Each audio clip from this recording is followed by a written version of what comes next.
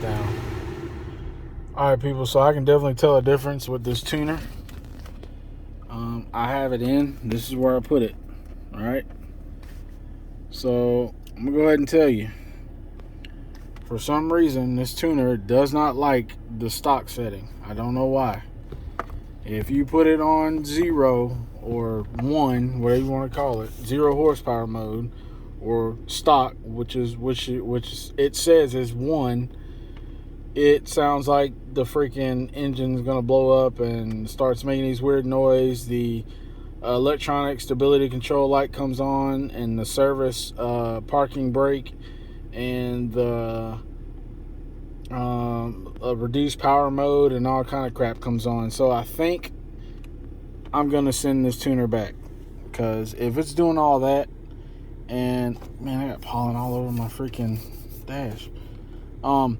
If it's doing all that, then yeah, that's not something I want to have on my truck. If I can't put it back in stock mode, if I want to put it in stock mode, and I have to always run it on 2, which is where it's at now, because I can turn it.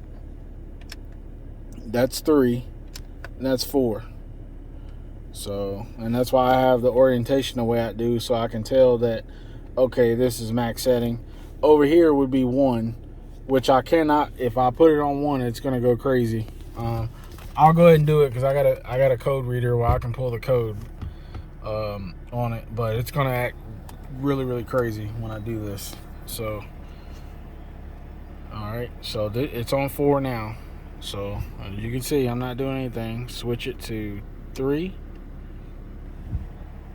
Perfectly fine. Engine still runs good to go.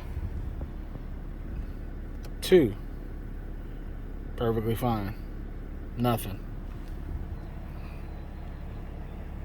Now, here is where things get crazy. If I put it on 1, which is stock,